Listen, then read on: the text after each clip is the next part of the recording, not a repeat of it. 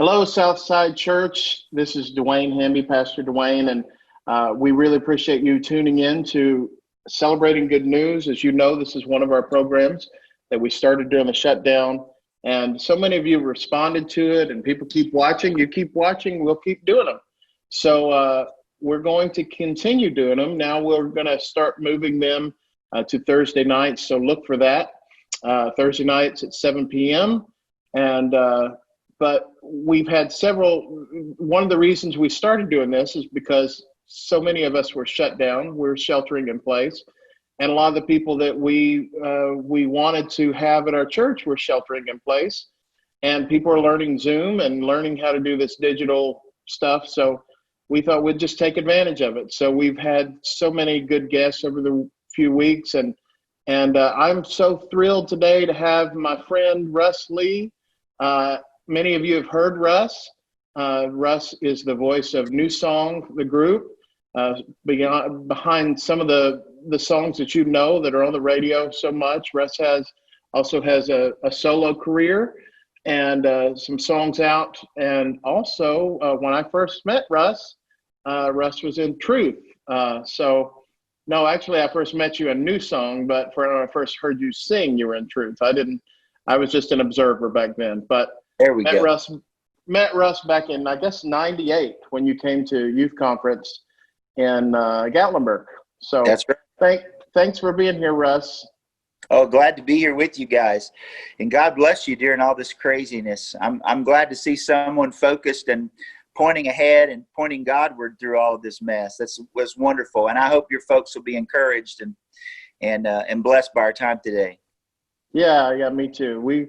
Russ is such an encourager, and even through the years, through all there's, as you meet people, there's certain people who you just feel like you just feel better after you spend time with them, and Russ is one of those people.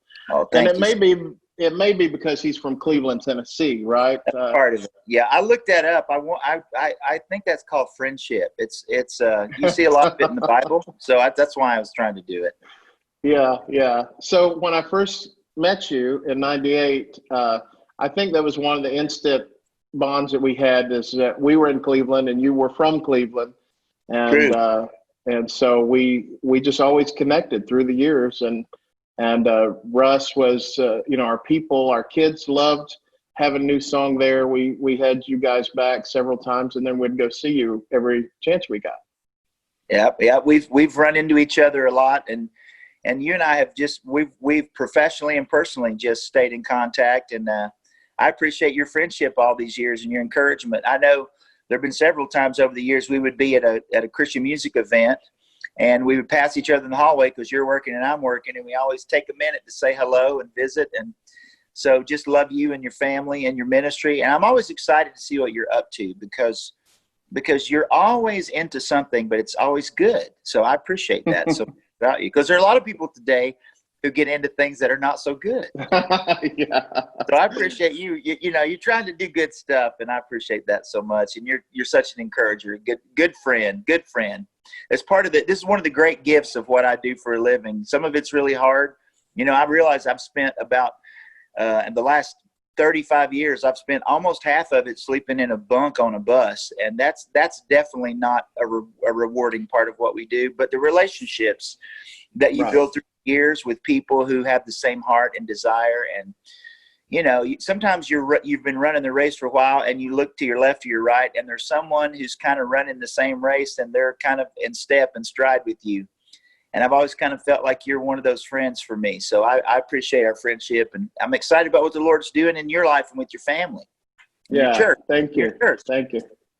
Yeah, we actually camped out together. We did. You had a father-son. Russ, we just, he's so, every time I would run into him at things, Russ would say, "Hey, come stay with me. Come visit, come stay with me." And I think I surprised him once when I said, "Hey, I'm coming to stay." You did surprise me, actually, but it was a good surprise because I invited you to the father-son camp out, and you said, okay. Yeah. You know what? That's the true mark of friendship. When not only you went camping with me, but you went camping with me and a whole bunch of like 5 to 12-year-old boys. That's impressive. That was me and a bunch of dads and you and Casey. Yeah. And one year at GMA, I was going to say, I think we connected and we were like, I talked to you and I said, hey, I'm running to a media dinner. Do you have plans? And you said no. And I gave you one of my media passes and you put it around, you put the lanyard around your neck. We get to the thing and you just like held it up like you're press. And of course, you're not press. You're a singer, you're an artist. But Right. I think we went to Wild Horse. They were having some kind of showcase, with singers. And they would do showcases where they would feed you really good and you would listen to new artists and stuff. So that was one of my favorite that. parts of that week. You remember they would shut down all those bars and turn them into like mini concert venues, and there would be this influx of the church and Christian music and Christian music industry all over Nashville. But I remember that night. We had fun that night. Yeah, I remember one time at the Wild Horse when we were there was like a showcase because we went there several times. I think it was, I don't know if it was William Morris or some other booking agency. And so they had Michael English up there singing, and he was doing Southern Gospel. And they also did tours of the Wild Horse. So there was a group of older ladies who had come up to the balcony. And so they're all surrounding the balcony, and he's singing, I bowed on my knees, and they're all up there. It was like Gaither hour up at the balcony of the Wild Horse. We're down here eating, and you see that. And right after that, the next group was Audio Adrenaline, and they started doing some kind of zombie, And so it was like as hard as you could go, and you just saw them all file out. It was like, okay, tour's over. That's right. It got scary. It got scary at that point. So, Russ, when did you start with New Song, and you get connected with Eddie and those guys? Well, interestingly enough, a guy I know, a mutual friend of ours, a guy that you probably know, Troy Van Leer, who worked at Benson, which became Provident Music. Anyway, Troy Van Leer worked with Truth, and so he was there. He was kind of working on that project that had Living Like Upside Down on it with that Don Cook, the In Christ Alone, the Michael English connection. Don Cook produced that album for us, and Troy Van Leer told Eddie, the original four guys of New Song, Eddie Carswell and I actually got saved about the same time. We became Christians about the same time. And I 3 or 4 months after I got saved, I started touring and doing Christian music. I was playing guitar and singing in bars for drinks, and I got saved and I had no idea how God was going to use music, but Eddie Carswell got saved about the same time, and he started going to church, and they had started singing at church and then singing, for little events. And then that was becoming New Song. So New Song had been around for about 12 years, and the four guys, two of the original guys were leaving, and I was with Truth, and I had released that song, Living Life Upside Down, that was doing really well on the radio. Thank you, Lord. And Eddie Carswell liked the song, and he liked my voice, and he told Troy Van Leer, he said, the Eddie Middleton and Eddie Carswell are leaving. I don't even want to tell Bobby Apon are leaving. I don't even want to tell the record label there's going to be a change until I have a plan. And Troy said, well, you should call that guy from Truth, because he's gotten off the road with Truth, and he's doing youth concerts and evangelism, and he's traveling on his own, and you should contact him and see if he'd be interested in being in New Song. And so I was painting my house one day in Mobile, Alabama, because that's where Truth had hubbed out of, and they were very supportive. They continue to support me and encourage me, and their office helped me get bookings, and they really helped me through the transition because my wife and I had a baby, and the Truth schedule was too hard. So I'd gotten off the road. I was painting my house, and my phone rang, and the guy on the other end said, hey, this is Eddie Carswell with New Song. Well, I thought it was one of my friends playing a joke on me, because they asked me, if you could do anything, what would you like to do? And I was listening to an album that New Song had just put out called All Around the World. And on that album, there were 7 top 5 songs and 5 #1 Christian songs. And I decided that Eddie Carswell was the best Christian songwriter there was, because you can understand what he was saying. You didn't have to dig around through the poetry to figure out what he was trying to say. And I always thought, the gospel should be clear. And so people should know what you're singing if you're going to encourage them. So I had been studying him as a fledgling songwriter. I'd been studying Eddie Carswell, listening to his songs. And so I knew a lot of the New Song songs, but I didn't know that was just God going ahead of me. He called me one day and said, hey, 2 of the original guys are leaving. We're going to be in Mobile. I heard you live in Mobile. I got your phone number from Roger Breland, who's the founder of Truth. And he said, I would love to talk to you about being in New Song. Well, I thought it was a friend of mine playing an elaborate joke on me. And so I said, well, hey, and I was nervous, of course, because Eddie Carswell was the guy that wrote Arise My Love. And so when he said that, I said, well, it's nice to meet you, Eddie Carswell. This is Bill Gaither. You've got the wrong number. And I hung up the phone. And then about a minute later, my wife said, who was that? And I said, it was someone playing a joke on me.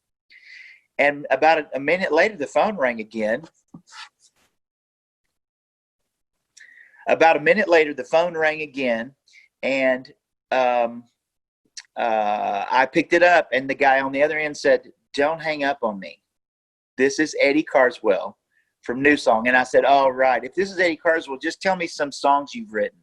And he started listing the songs, and as he listed songs, the blood just began to run out of my face. I know I turned like probably because I realized that I had just been extremely rude to Eddie Carswell. So we had actually played a couple of events where New Song was the headliner. So Truth would open, New Song was the headliner, but we were always in such a hurry, and they were always so busy and popular. You know, I never had really talked to Eddie Carswell. I just had seen him from afar off and admired his songwriting. And of course, Billy Goodwin, who's the original great voice, the Christmas Shoes voice. Billy Goodwin to me is still the greatest Christian singer of all time. So he's the most consistent, extraordinary vocalist. And so I get to travel with him. So I'm a fan of Billy's voice. I'm a real fan of Eddie's songwriting. And so when Eddie called me, it kind of freaked me out. And I met him a week later. They were in Mobile doing a concert, and I kind of got to go hang out with them. And I fell in love with them as guys. I didn't know.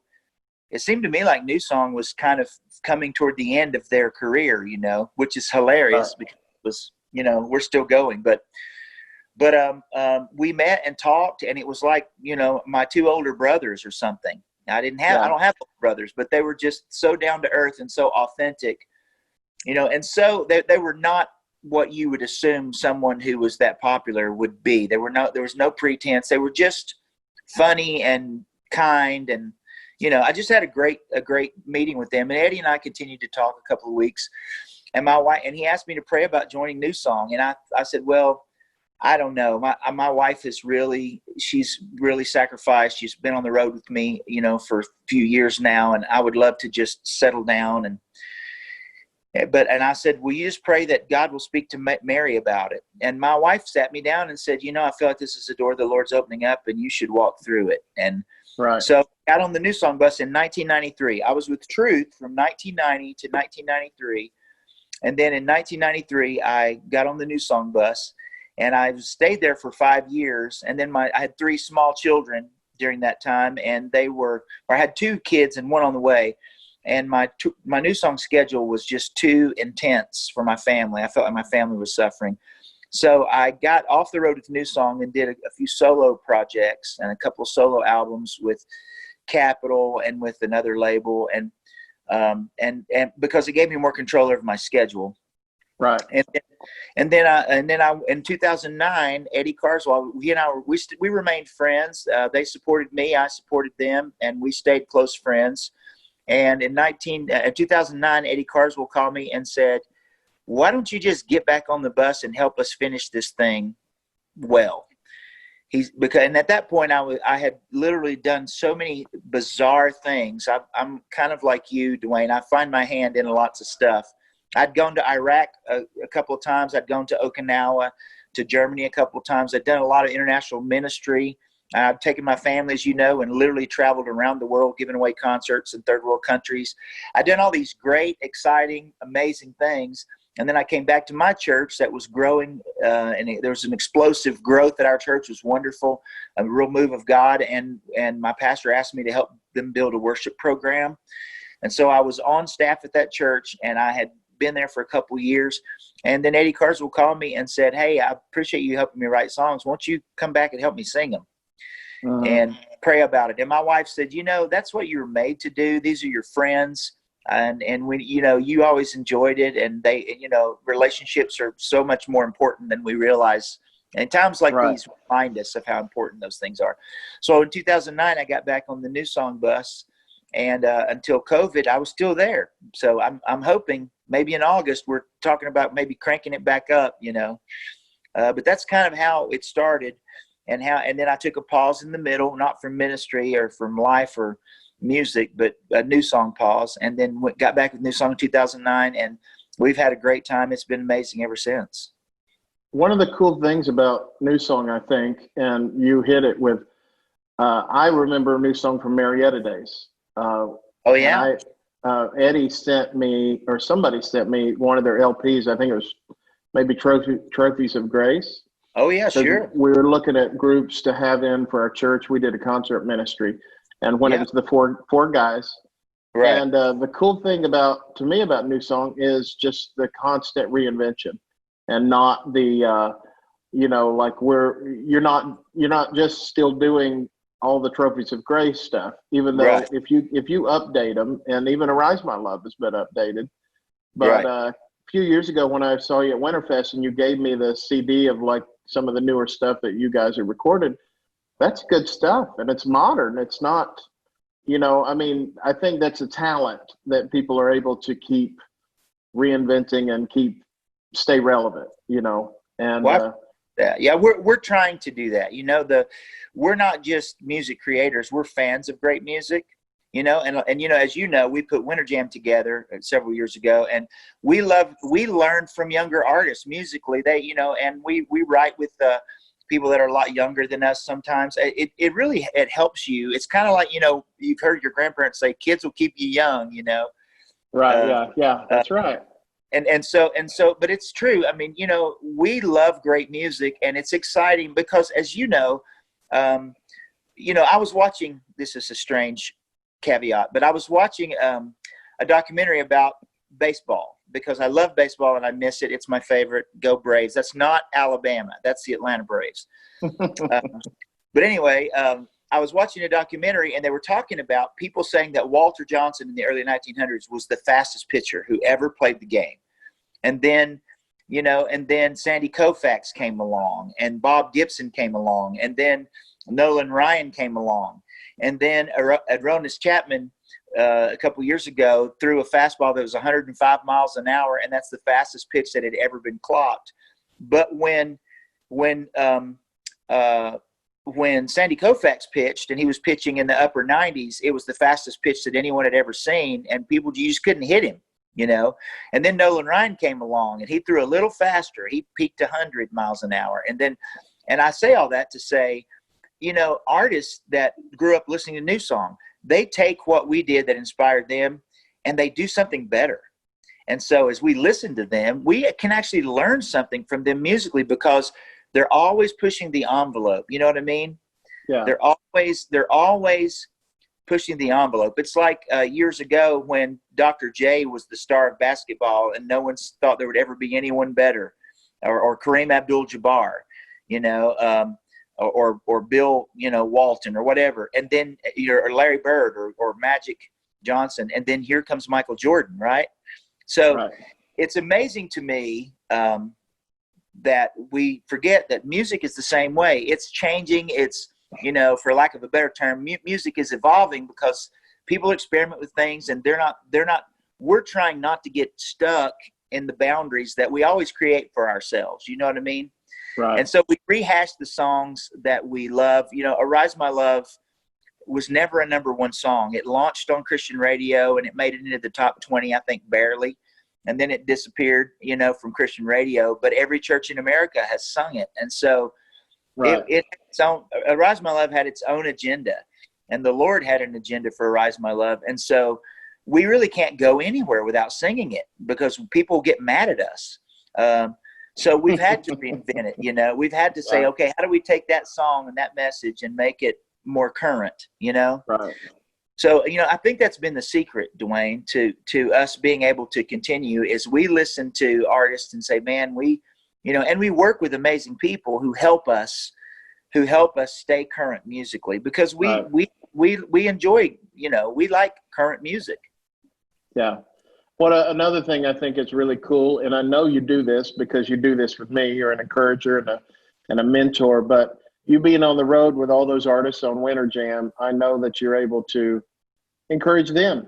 Who knows, just because somebody's singing and does Christian music for a ministry doesn't mean that everything's all together in their life and that they're not struggling. So right. I think what's really cool about all of you guys being grounded is that you're on the road and able to, just encourage them. I mean, that's a blessing for them. It's almost like a mentorship program that you got going on. I mean, the audiences come and man, they get to hear 10 great artists a night.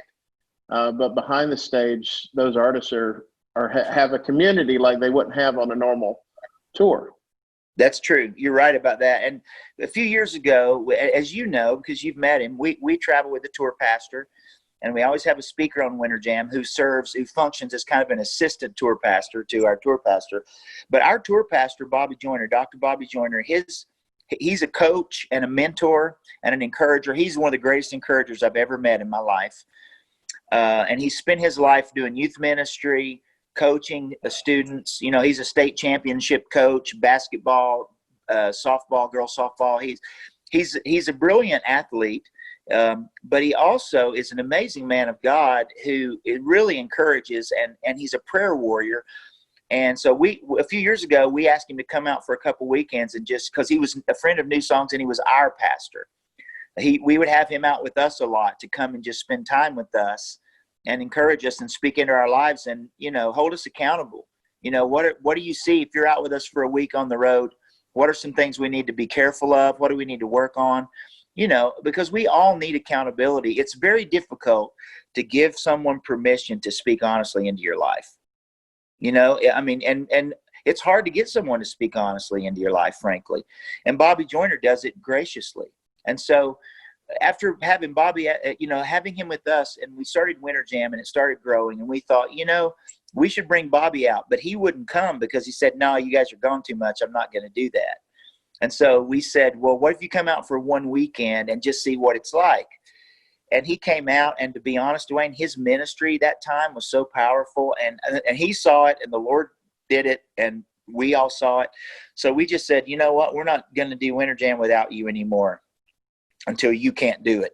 We just want you out with us. So would you pray about coming out with us? And so Bobby Joyner's been our tour pastor now for, 10 years, 11 years. And it's been amazing, but he kind of sets the tone, but he also reminds all of us constantly, and New Song as well. We're kind of like his associate pastors, if you will. But we just remind everybody on tour, you know what? Your family and your relationship with the Lord are the most important things. All of these people that you're sacrificing important things for, they adore you, you encourage them, but they have their life and you have your life. And you can't sacrifice the things that God has given you to steward on the altar of ministry and think you're doing something great, because that's being spiritually irresponsible. So, just encouraging artists by supporting them. I'll never forget years ago, I was on a tour with Russ Taff, who is an icon, and a lot of young artists, they have artists that they listen to and go, man, I just love his voice, and I, you inspired me to do Christian music. And a lot of people felt that way about Michael English, great singer, great encourager. Well, I got saved a little bit before Michael English, so Russ Taff was my watermark, if you will. He was the apex for me in Christian music, because his voice was so cool, so unique, so amazing. So Russ Taff was kind of my inspiration, if you will, in Christian music.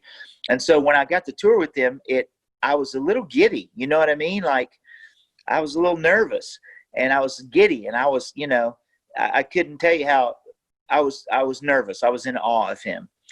And he was the most down-to-earth, encouraging person. And the first night that I sang, I got finished with my first song, and I looked over at stage right, and Russ Taff was standing beside the stage applauding, giving me 2 thumbs up and smiling and pointing at me.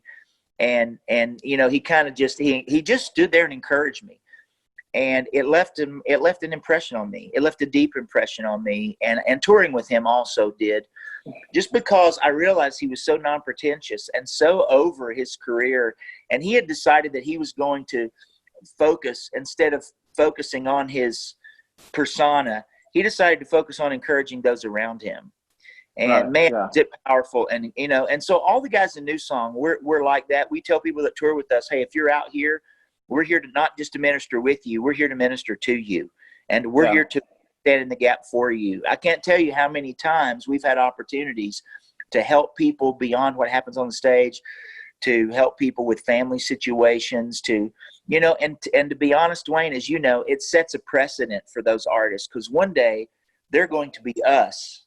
And there'll be young artists that are, running alongside them. So we don't just feel like what we do on stage is important. It is critically important, and it's what we're called to do, but we also sense a strong calling for what happens behind the stage. Right. I don't know if you remember this. Eddie did a singles event once, when he was branching out with his Winter Jam and what's the other one? New Year's Eve. What was that? Extreme. Yeah. And so he did this. He put together a singles event in Gatlinburg. It was kind of like a new branch or whatever. And we got a notice about it. And so my boss at the time was like, "Go up there, because we're thinking about doing some type of singles thing. You could go see how they work it, whatever." And for some reason or another, it was not a big success, which was really unusual. It was mostly a crowd from First Baptist, I think, like a couple hundred people. We thought we're going to Gatlinburg and it's going to fill up the convention center, and then we're in the back in that little, almost like a gymnasium or whatever. But Eddie had all the major players. You had New Song, you had Crystal Lewis and Avalon and Wilshire, and all of these other people. It was top notch, Right. And for me, I tried to get somebody to go with me, and I couldn't. So I just went up on my own. And you want to talk about something uncomfortable? Go to a singles conference on your own when most of the people are from the same church. Yeah, that's painful. And try to get anybody to even say hello to you, because they all assume you're like some kind of serial killer there to try to pick off the weakest link or whatever. And me, I'm so chatty that after a day or so, I just forgot what my voice sounded like, because I was not talking. Oh, that's so funny. The only people I talked to were like you and Eddie and some of the people I'd interviewed and talked to before. Right. I was hanging around.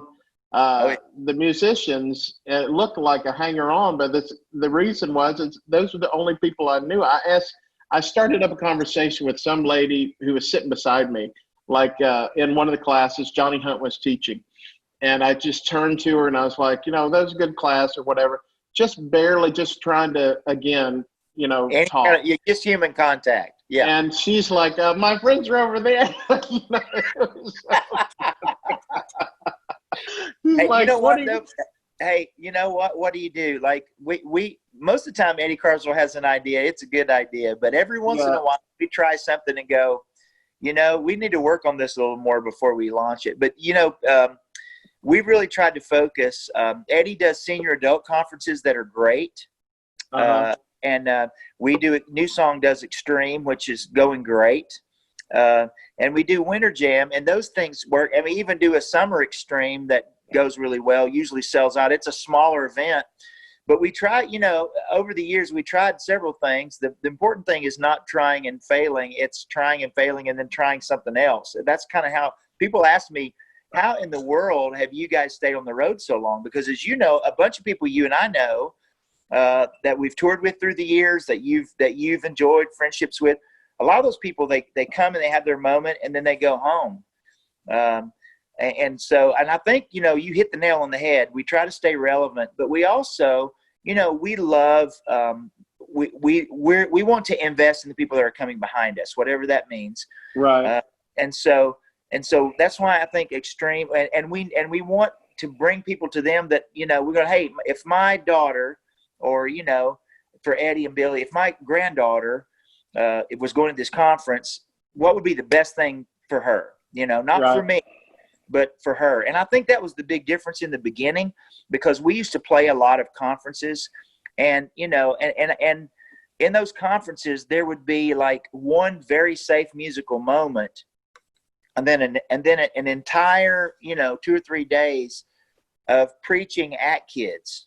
Yeah. And I don't take anything away from the Word of God. There's some great ministers of the gospel, but if Lord, give them ears to hear what you would say to them. And sometimes when you just speak the language of a kid, you communicate better with the kid. If you speak the language of a teenager a little bit. And for us, music is a vehicle. You know what I mean? We've taken a lot of criticism over the years for some of the artists we've had on tour. And they didn't care that we had people like Tony Nolan and Greg Steer and Louis Giglio and Nick Hall, some of these great evangelists. We've had those people on tour with us. But if someone is on the tour that they don't approve of, then we take such harsh criticism. But the only people who aren't criticized are the people who are doing nothing. And so exactly right. Yeah. Well, and last year on Winter Jam, we had almost 40,000 people pray to receive Christ that we know about. That's last year on Winter Jam. 40,000 people texted in, and those are the people that had battery left and phone service. Right? Yeah. We had 40,000 people. It was 38,800 and something people texted in and said, I prayed to receive Christ tonight at Winter Jam, and I want to grow in my faith. Because we don't just share the gospel, we have follow-up materials, and we've learned to work with people who can help us socially interact via media, your phone, with kids who spend most of their time on the phone. They have resources that they access through us after they pray to receive Christ at Winter Jam, the resources that will help them grow in their faith and learn how to love Jesus and be loved by him and how to share that hope with other people. And so when God is doing those kind of things, and you realize you meet people over the years whose lives were radically, drastically, forever, eternally changed, and whose trajectory was changed because of the gospel at Winter Jam, you're willing to endure a musical style that's not your particular taste. Because you know what's coming. You know what I mean? Yeah. So, your mom's a great cook, and you loved a lot of what she made, but every once in a while she put something on the table that everyone else enjoyed, but you did not. You know what I mean? Right. Yeah. You didn't look forward to seeing the old Jell-O mold coming out, but other people did, And so, we're shooting for something bigger than ourselves. And that's the one thing I've loved about being a part of New Song. We want to be a part of something great, but it's certainly not about us. We don't want, it doesn't have to be about us. We don't want it to be, you know what I mean? Eddie says it all the time. You've interviewed him 100 times. And whenever you talk to him about Winter Jam, he will be the first thing he says is it's God's tour, not our tour. Wow. That's good. So anyway. So Russ, your story, we're talking about changed lives and stuff, and your story is quite remarkable. I remember you gave me a book that it was included in Touched by the Savior is it Mike Yorkie? That's correct. Yeah. And so that you have a chapter in that book because your testimony is so powerful. You were a Cleveland kid, and I thought it would bless people to hear it, hear your story. Somebody was calling in, so that's all right. Yeah. So if you'll share your story about how you came to the Lord.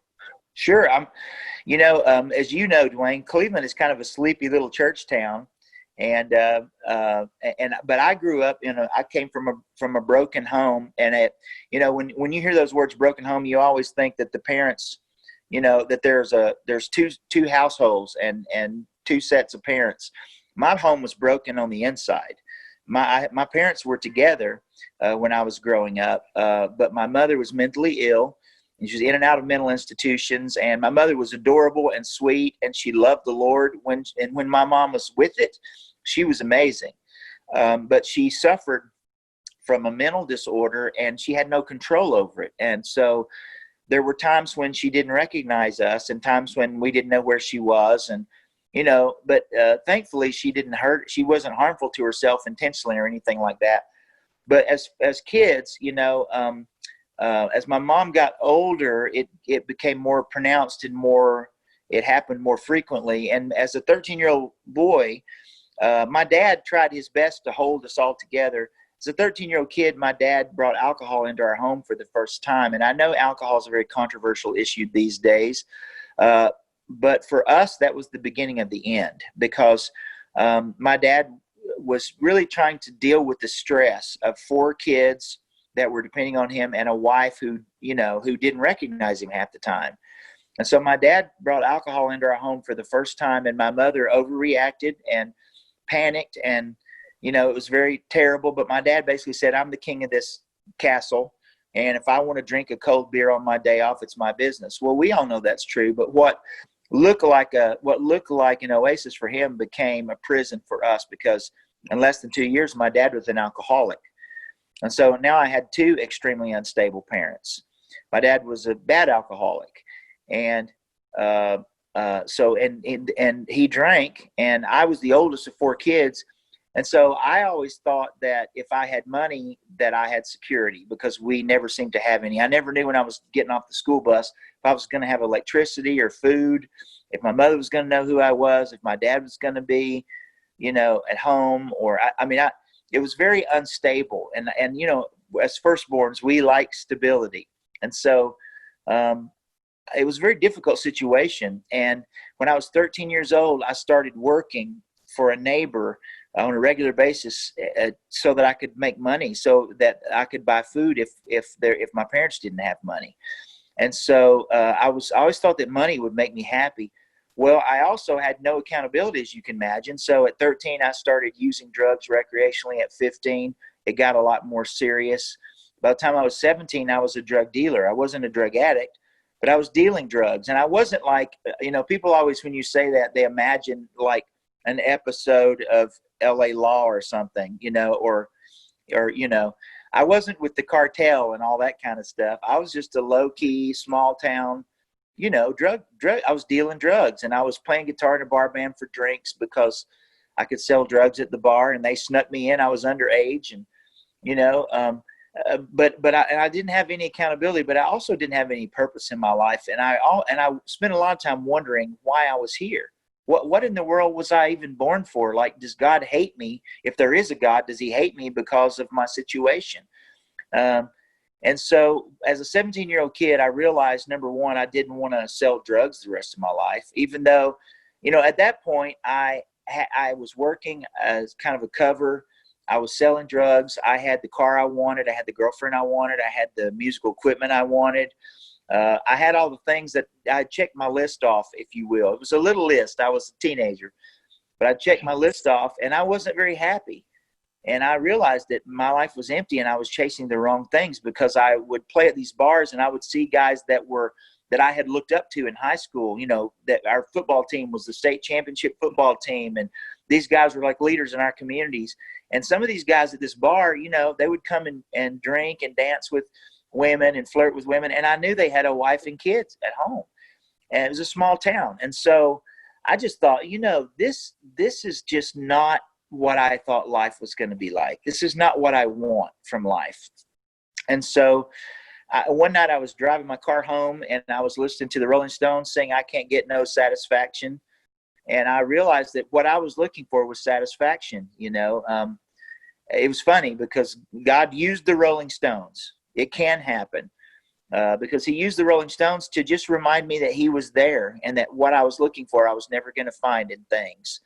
And so that night, I wasn't a Christian, but I thought there were too many amazing things, like the human eyeball and human birth and nature. And I would just look around, and, I loved to be outdoors.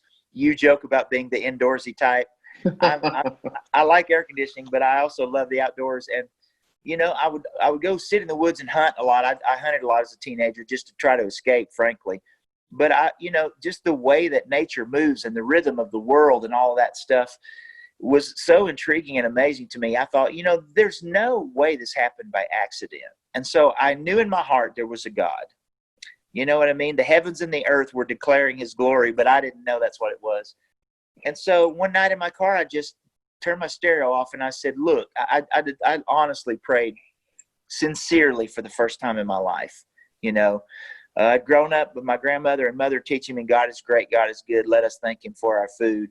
but I really had never just poured my heart out to God.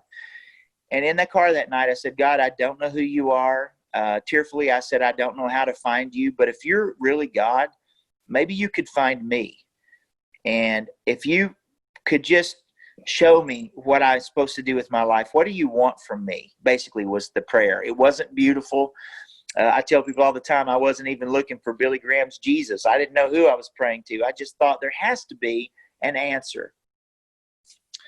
And that was a Thursday night. On Saturday afternoon, I was basically more miserable than I'd been up to that point for the next 2 days. On Saturday, a friend of mine invited me to church. No one had really invited me to church. People didn't come to my house. You live in a small community. You live in a small town, and people know, this guy, he knew I was a drug dealer.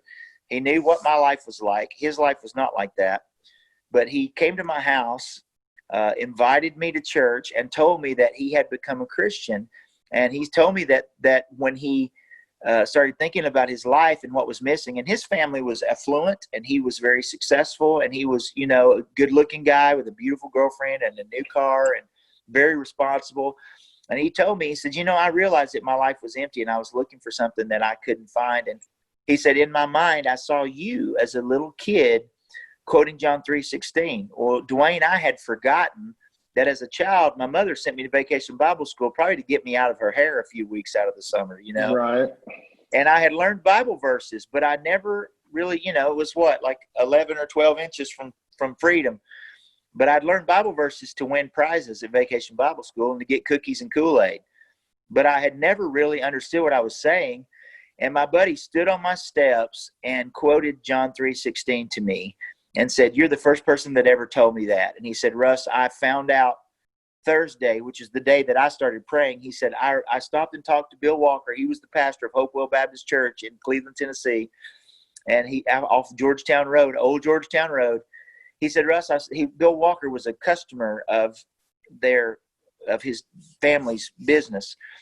And he said, he told me the same thing you told me when we were little about Jesus, God loving the world and sending his son to rescue us. And he said, Russ, you're going to think I'm crazy. But he said, Thursday night, I prayed and asked Jesus to change my life. And he said, I feel like 1,000 pounds has been lifted off me. He said, it's the greatest thing that's ever happened to me. He said, my life has changed. I can't explain it to you beyond that. It just happened to me. I don't even know what's going on. I just wanted to thank you for caring enough about me to tell me the truth about Jesus. Because, Russ, what you told me is true. And it blew me away, Dwayne, because no one knew that I had prayed. No one knew that I had said, God, I would just want to know the truth. And he stood on my steps, and David Vassey, of all people, answered all of my questions. It was bizarre. And then he invited me to come to church. He said, Russ, since you're the first person that ever cared enough about me to tell me anything about Jesus, I'm going to be baptized tomorrow at church, and it would mean a lot to me if you would come to church with me and watch me get baptized. Well, that blew me away, because I knew when that conversation was over, I knew that there was a God in heaven who cared about me, but I also knew that he had been watching everything that I had been doing. And I was amazed that he felt like he could rescue me. Right. And so I went to church, drugs in my trunk, guns in my car. I went to church and parked in the visitor parking spot right by the front door. And I walked in, and David was excited, and he made me sit on the second row. And no one sat on the first row, but I sat on the technical first row. And the pastor preached, and he shared the gospel. It was Bill Walker. He preached and shared the gospel. My buddy got baptized. And before that service was over, I knew that it was Jesus that I needed. And so I went forward. Before the pastor gave the invitation, I had just had all I could take. So I got up and walked forward. And he stopped the service and asked me what I was doing. And I said, well, you said a minute ago, if you want to get saved, you should come forward. And it's been a minute. Yeah. And he laughed, and then he cried, and he stopped the service. He was winding down anyway, but I didn't know that. And he stopped the service and shared the gospel with me. And I realized that I could not rescue myself. I couldn't do it. I realized I couldn't see past my own life and my own circumstances. But I also realized that Sunday that there was a God in heaven who loved me, not in light of who I was, but in spite of who I was. And he had a plan for my life that was better than anything I could come up with. And so I thought, God, my life is such a mess. If you want this, and you say you can redeem it and fix it and give it back to me the way that it's supposed to be, I'll take it. And so I went forward, and that was October 1980. God radically changed my life. I quit what I was doing. I started singing in the choir at church, and 3 months later, a visitor at our church heard me sing a solo and invited me to join his singing group. And so 4 months after I got saved, I was flying to Dallas, Texas, and I got on a tour bus because God had better plans for me than I had. Wow. And now you share your testimony during your New Song concerts. Yes, yeah. I share my testimony with people across the world, and with the bug spray guy that comes to my house and sprays for bugs. Yeah. And with the mailman, with the neighbor. I remember once you told me about New Song. You said New Song, for them, music is just a vehicle to tell people about Jesus. And if they weren't musical, they'd all be plumbers for Jesus, or there'd be, whatever else, Yeah. Well, that's true. It's true. I'll never forget, New Song had been a group for 12 years. The original two guys were leaving. I know it had to be difficult because they had all started this thing together. I'll never forget the first night I did my first official New Song concert, full on.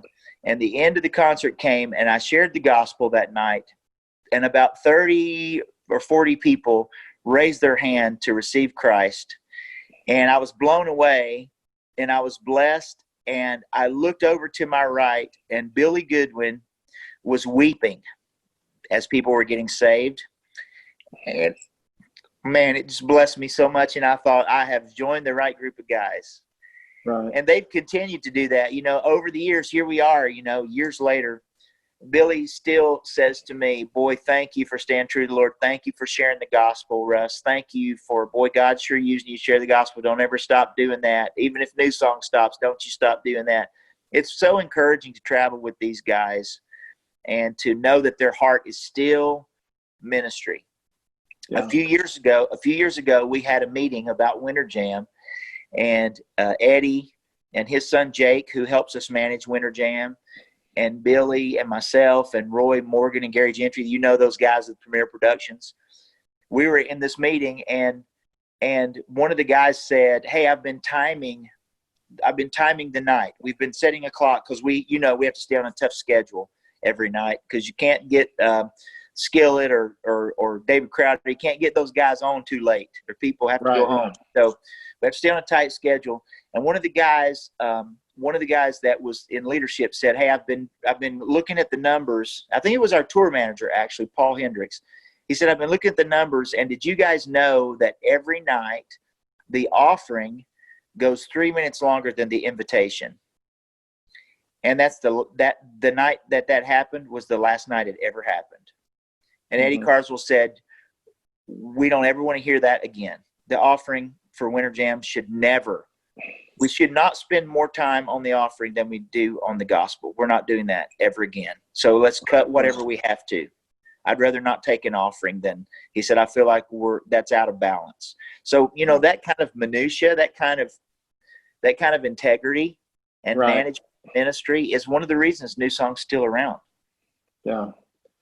Well, and I shared with Russ before this conversation that the past 2 weeks I've been teaching on reaching out to people and sharing your story, and for you Southside people, it doesn't take you getting on a stage in an arena with 40,000 kids or 50,000. There's so many things that we think everything has to fall the right way in order for us to share a story, but it's an everyday thing. We have people that are hurting and looking for something all around us every day. And so that's one of the reasons I wanted you to share your story, Russ, is because your life was changed just simply by somebody who was being obedient. God using other people to impact your life, and he's used you to impact many more lives since then. Well, and I think about that day a lot. It was a 17-year-old kid who was afraid but cared enough about me to share the gospel with me. He came to my house just to tell me what had happened to him. I was talking to a friend of mine. His name's Tim DeTellis. He's a missionary to Haiti and a speaker and a comedian. He's an amazing guy. I was talking to a friend of mine on the phone, and I asked him, I said, "Okay, Tim, before we hang up, It's kind of like you and me, Dwayne. We called for a 5-minute phone call, and 2 hours later, we're like, we have to go. Family. Yeah. But anyway, I asked Tim, I said, okay, before you hang up, tell me one thing that this coronavirus and COVID and all of this, tell me one thing that this is teaching you, because he's like you. He's a people person. He loves to get after it. He likes to be doing things. And here he is, like quarantined, you know. And this was like in the first 2 weeks of all this. I said, okay, because I know you're thinking, Tim, what's one thing that COVID has taught you? And he said, Russ, my primary takeaway so far has been ministry and proximity. He said, because I was praying and I said, Lord, I can't go do the things that I want to do. I don't feel like I can serve you. And he said, the Lord spoke to my heart and said, who's near you? You can minister to them. Who's near you? And so Tim said, I decided to do an Easter sunrise service in my backyard by my fire pit. And so I made a little flyer and I put it in all my neighbors' mailboxes and said, hey, we're going to have an Easter sunrise service, just a little devotion and sing a couple songs. I don't know if you go to church, but I would love to explain to you what all the fuss is about Easter. And his whole neighborhood came. And they sat around the fire pit. He said, we practiced safe social distancing. His whole neighborhood's only like 12 people. But he said, we practiced safe social distancing. But he said, Russ, I built relationships with people. He said, out of that, a guy who's not a Christian said, hey, I ride my bike. I noticed you like to ride your bike. I ride my bike every Thursday evening after dinner. Do you want to ride sometime? They've become friends, and Tim's had numerous opportunities to share the gospel with him. He said, Russ, the Lord has reminded me that ministry happens as you go. We spend so much time trying to plan some big something, and God's like, nah, just love your neighbor. Right. Another friend of mine moved his grill from the back deck to his driveway. And he put a speaker on and played music and started grilling hamburgers and hot dogs. And he said, normally we do Taco Tuesdays, but we decided to do a cookout, and we told all the neighbors, hey, free hamburgers and hot dogs just for being you. Oh, wow. That's good. And he did it. He said, literally the most powerful ministry tool. He's been in ministry for 20 years. He said, the most powerful ministry tool the Lord has ever given me was my grill.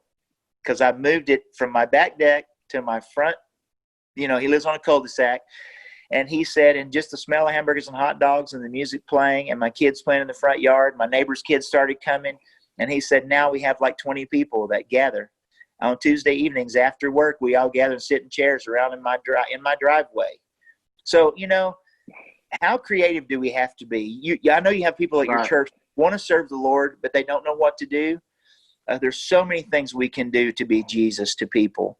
And people are more open to the gospel today than they've ever been, ever. Right. I'm telling you, this is the greatest day to be alive and serve the Lord and share the gospel, but share it with passion and share it with compassion and watch what God will do, because he's the one that empowers the message of the gospel, and he's the only one who can open the door of someone's heart. So I just want to encourage your folks, pray and say, Lord, who is it that's in my circle of influence? Who is it that's right now I'm in contact with that needs to be encouraged, that's looking for hope, that needs an answer? It's not a forced thing. Evangelism is not a class. It's a lifestyle, and it's simply sharing your story with people. Tell them where you found hope and watch what God will do. It's extraordinary. It's a life-changing. Yes. Thank you so much for sharing, Russ. It's great. We could talk all day. I know. There's so many people now. When I get on the phone with them, they're like, "Okay, Dwayne, we only have 20 minutes, or else we could just keep talking." Before we left, I just had a random, one of those softball interview questions that people like to, what's your favorite song to get up and sing, Russ? You know what? For a long time, it was I Smile, because it encouraged people so much at a time when they needed it. And I love that song. Well, thank you, my friend. Yeah, I love that song.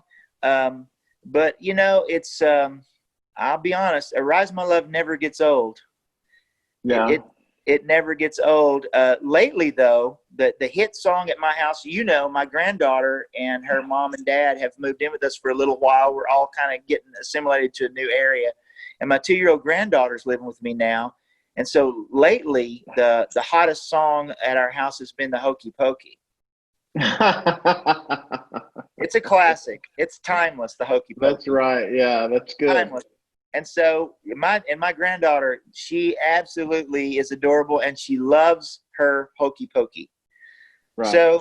So that's the first thing in the morning. That's our warm up song. Usually any song of Mandisa's plays in our house. It's going to be a good day. Right. Because we love us some Mandisa at our house. And so Good Morning is my wife's go-to song, and she always wakes us all up with that.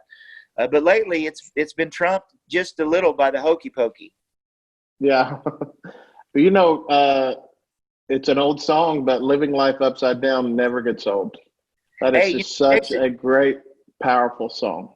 Jason Crabb recut that song a few years ago and did a good job on it. But that message is very timeless and relevant. It really is. I think about that song all the time because it really, unfortunately, it's becoming more relevant as time passes. Right. Was when I recorded it.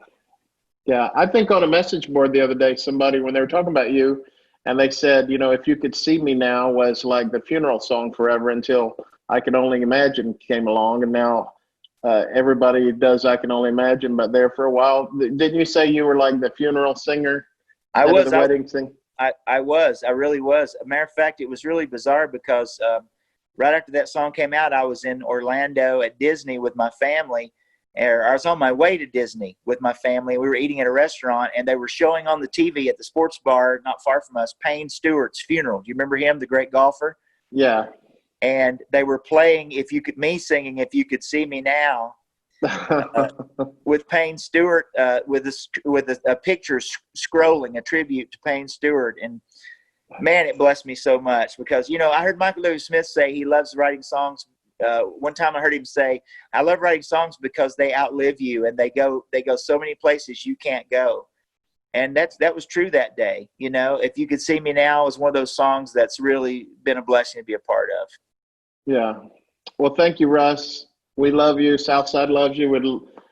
When you come to Orlando, we'd love to have you come and say hey, or if Winter Jam brings you down here, we'll come up and say hey. So. Well, anytime, my door's always open to the Hamby family. So we'd love to have you guys too. If you make your way to Louisville, Kentucky, that's my abode now. Yeah. So, anyway, it's good to talk to you guys. Hey, let me pray for you real quick. Can I? Oh, sure. Yeah, of course. Please. Lord, thank you for this time. Thank you for this sweet church and their leadership. God, I pray your blessings upon them. I pray that you would lead them and guide them. And Lord, would you give all of us opportunities to be Jesus to a world that desperately needs hope and answers. And God, we realize that it's not by might or power, but by your Spirit, Lord, that your kingdom comes. And so, Lord, I pray that you would help us. God, help us just to be in tune with your Spirit. Help us to walk in your Spirit. And God, I pray that your kingdom would come and your will would be done in our lives and through our lives for your glory and your purpose. We sure do love you, Jesus, and you sure are amazing. Thank you for loving us. It's in your name we pray. Amen. Amen. Amen. Thank you, my friend. You, Russ. Thank you. Yeah, and everybody who's watching, be sure to get and connect with Russ on. Russ has a Facebook page. Russ has solo music out. He's got all the music with new songs. But he's got several. Twitter. Yeah, you can find me. Yeah, and he's an encouragement to everyone, and he's been a good encouragement to me. Thank you, Russ. All right, God bless you guys. Love you, buddy. Good to see you.